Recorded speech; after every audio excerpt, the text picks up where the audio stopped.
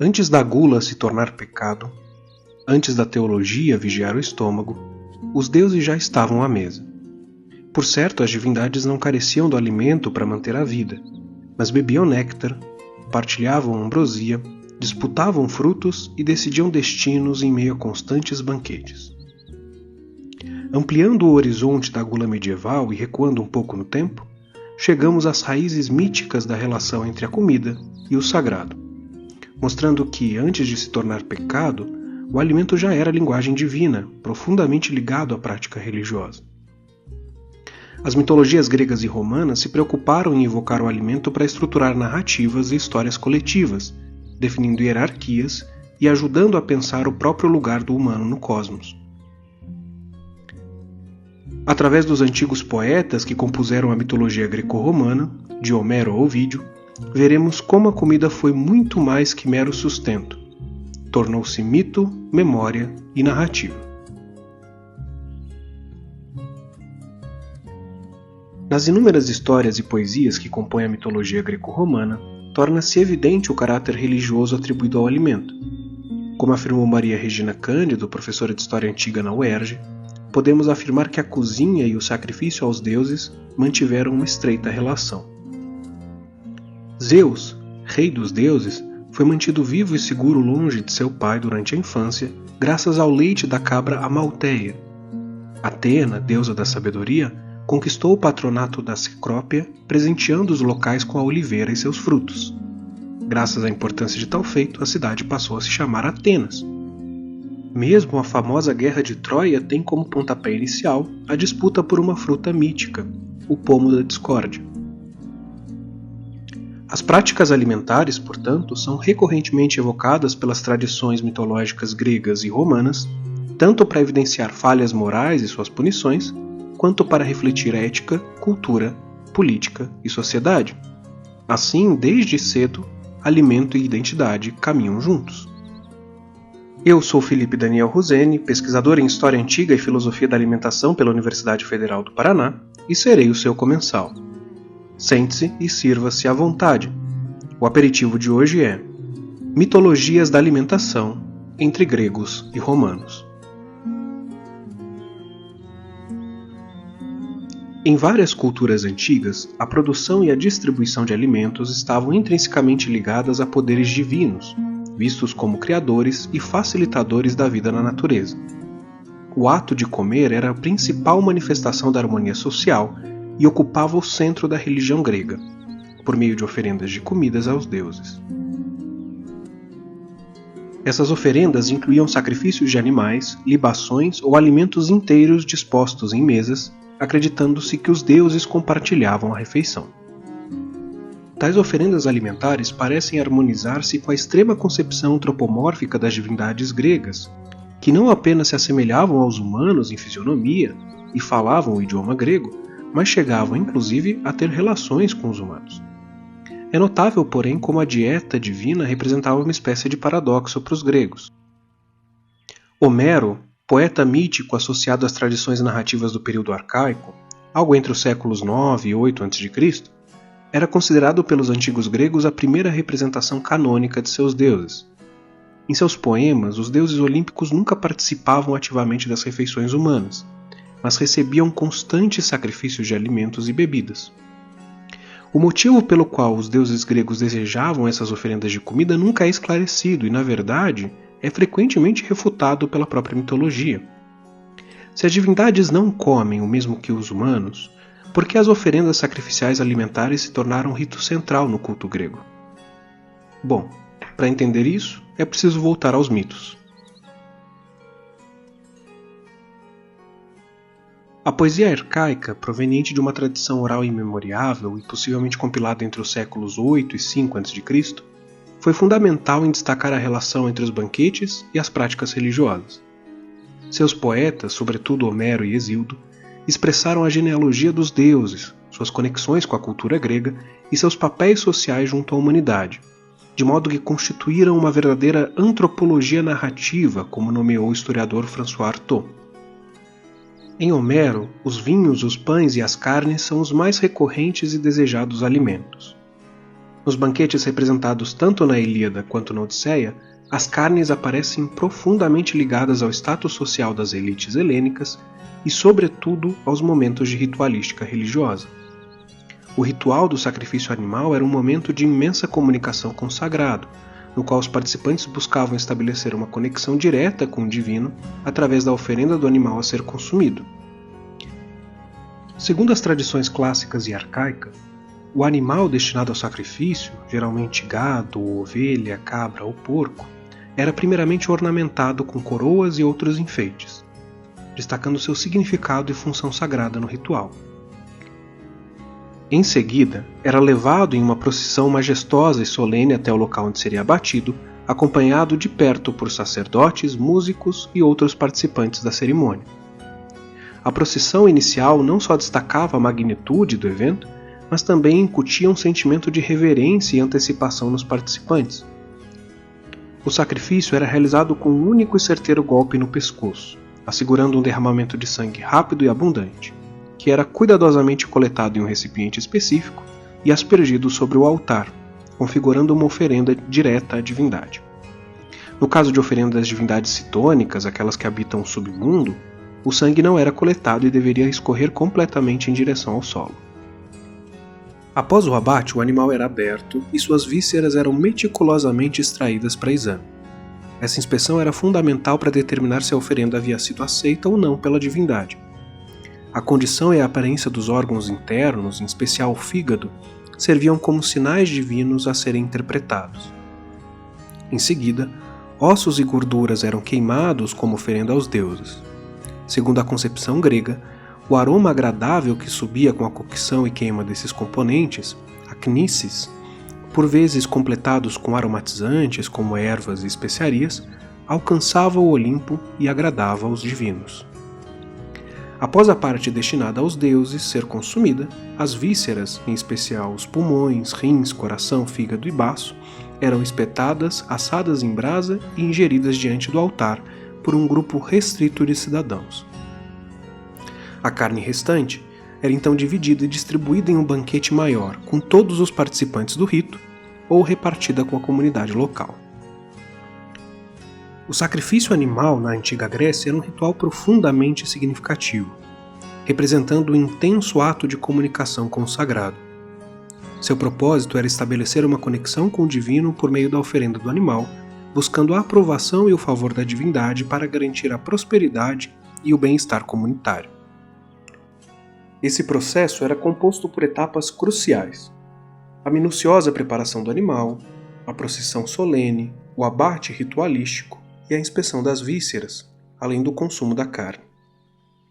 De modo geral, a carne do sacrifício atuava como um poderoso símbolo, intermediando a associação entre homens e deuses por meio das práticas alimentares e religiosas.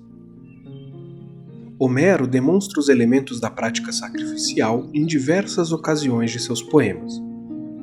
Apenas para exemplificar, acho especificamente interessantes as referências no canto 9 da Ilíada, quando Aquiles e Patroclo oferecem em sacrifício um dorso de porco, um lombo de ovelha e uma cabra gorda.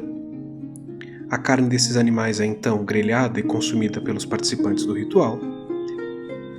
Já na Odisseia, embora os ritos sacrificiais ocorram em quase toda a extensão da obra, as descrições mais elucidativas provavelmente são as do banquete oferecido por Nestor a Telêmaco, no canto 3.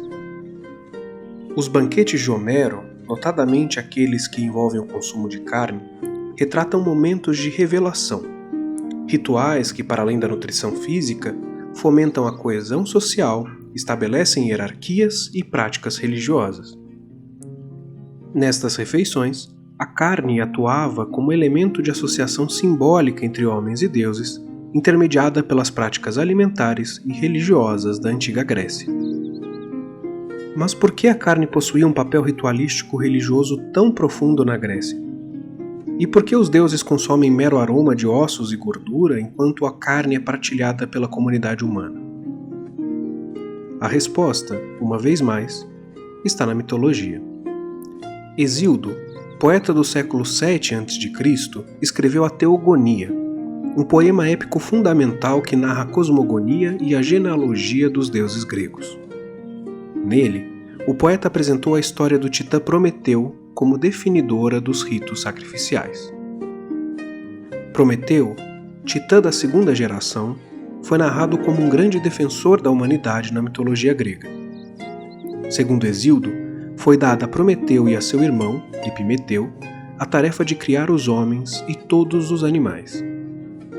Durante um banquete destinado a selar a paz entre mortais e imortais, o titã foi novamente nomeado por Zeus, agora para dividir a carne entre divinos e humanos.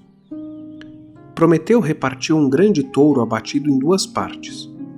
Astutamente, ele enganou as divindades que teriam o direito de escolher a primeira, com o objetivo de beneficiar os seres humanos. Assim, ele escondeu a boa carne em entranhas repulsivas e disfarçou os ossos com gordura brilhante, tornando aparentemente apetitoso algo impossível de ser comido. Zeus optou pela segunda parte, estabelecendo assim um precedente para os sacrifícios futuros. Os deuses ficam com os ossos e as gorduras, enquanto a carne e as entranhas pertencem aos homens. Assim, os humanos passaram a consumir a carne dos animais sacrificados, reservando aos deuses somente o aroma daquilo que poderia ser queimado, mas não consumido. Mas a ação de Prometeu trouxe dupla punição. Ao consumir a carne de outros animais, os homens ratificaram sua sujeição à dor, fadiga, envelhecimento e, por fim, morte. Por outro lado, os deuses, limitados aos aromas da fumaça dos ossos e gorduras, reafirmaram a superioridade de sua natureza, mantendo a beleza e a juventude eternas. O alimento, portanto, define ontologias distintas. Humanos ratificam sua mortalidade ao comer alimento perecível, enquanto os deuses demonstram sua eternidade ingerindo substâncias incorruptíveis. Além disso, Zeus puniu os homens removendo seu acesso ao fogo divino.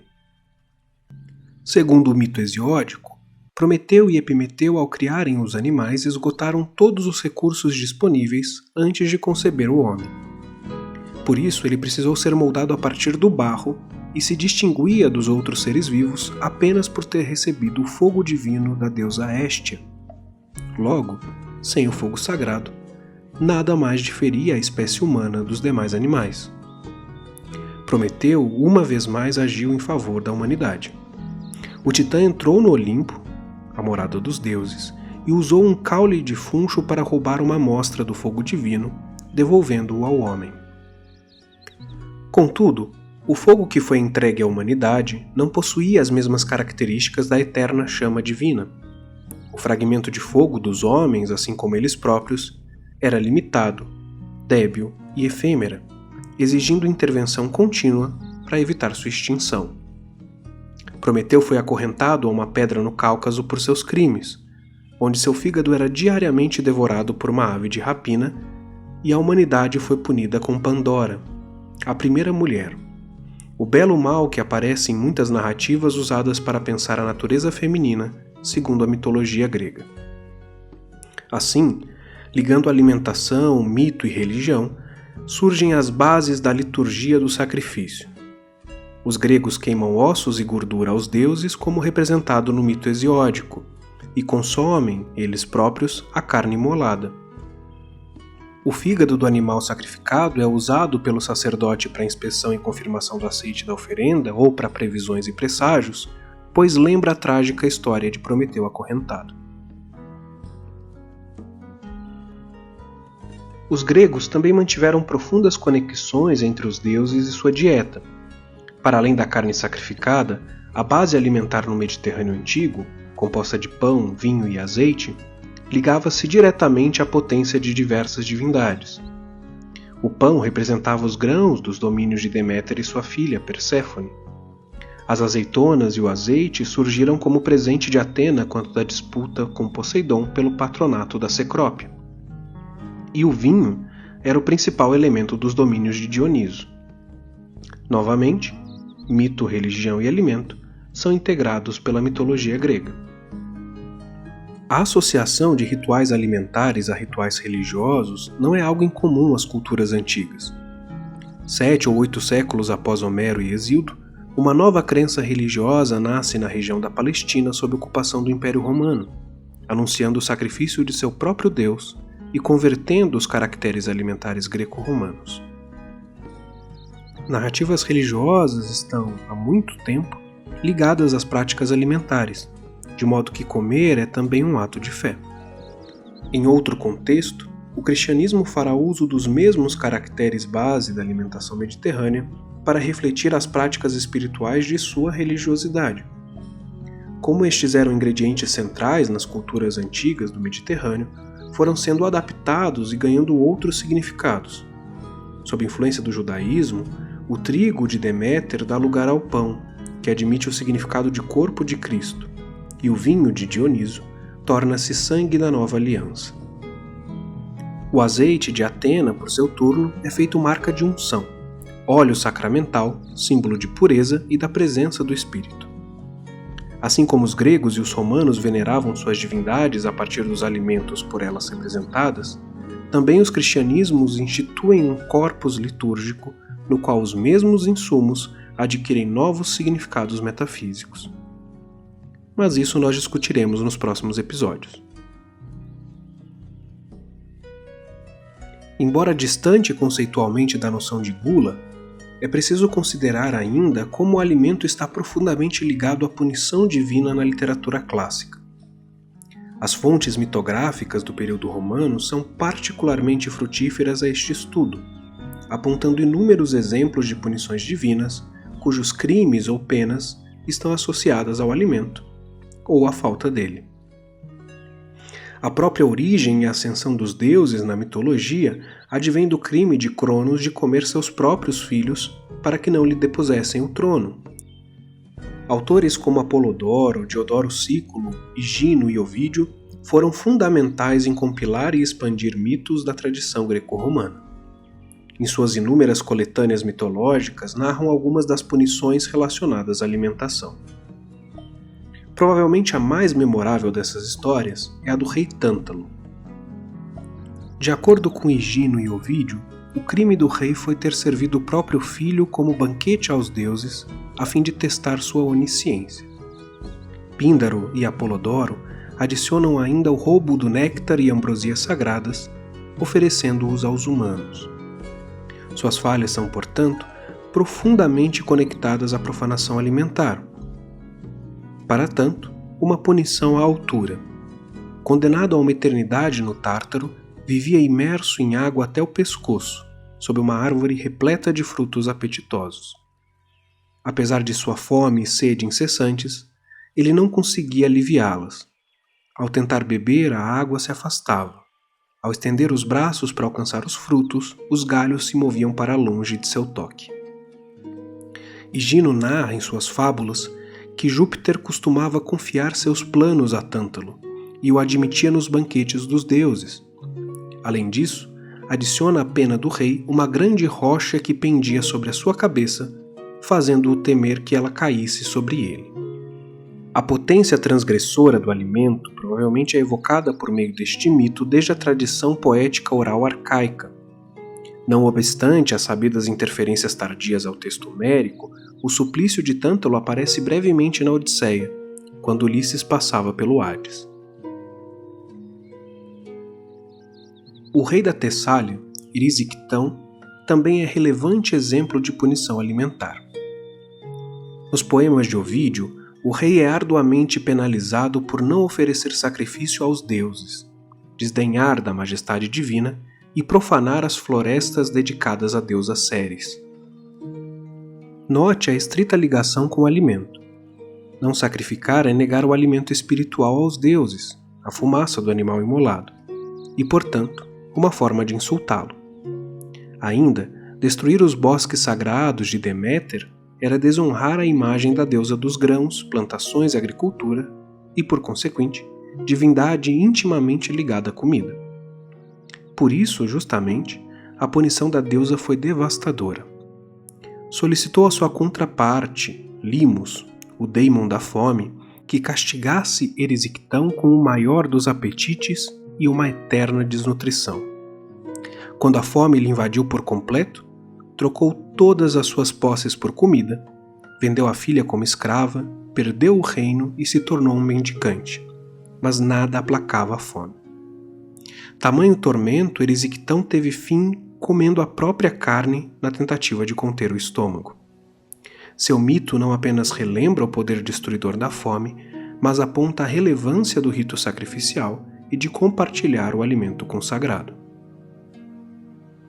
No livro 5 de suas Metamorfoses, Ovídio reconta o mito de Prosérpina, Perséfone na tradição grega, uma narrativa intimamente ligada aos domínios alimentares e inspirado no hino homérico a Deméter. Ele narra como Prosérpina foi raptada por Plutão com a permissão de Júpiter enquanto colhia flores. A deusa é levada para o submundo e sua mãe, Ceres, inconsolada, viaja pelo mundo à sua procura. Com a distração da deusa da agricultura, a terra perde sua fertilidade e nenhum alimento cresce. Resumidamente, quando Prosérpina é liberada de seu cativeiro no mundo inferior, passa a ser obrigada a permanecer parte do ano com Plutão, em virtude de ter quebrado o jejum nas planícies infernais e consumido alguns grãos de romã, 3 na tradição homérica ou 7 na tradição ovídica. Assim, Prosérpina fica junto de sua mãe em parte do ano e outra junto ao marido, justificando as estações do ano. Há divergência entre tradições gregas e romanas. Homero diz que Perséfone é obrigada a passar a terça parte do ano no Hades, enquanto Ovídio fala em partes iguais, metade do tempo em cada reino. Note como o alimento é duplamente significativo neste mito. A jovem deusa é punida por consumir comida pertencente ao reino dos mortos, e o ciclo alimentar dos humanos passa a ser determinado pelo humor de sua mãe diante da presença ou ausência da filha. O mito de Perséfone rememora o alimento como espaço de pertencimento e vínculo ontológico. Ao se nutrir do alimento daquele lugar, a deusa passa a pertencer também a ele. Ao percorrermos essas narrativas, percebemos que o alimento está no centro das mitologias clássicas. Ele funda cidades, explica estações, separa deuses e homens, pune arrogâncias, define ontologias e sela destinos.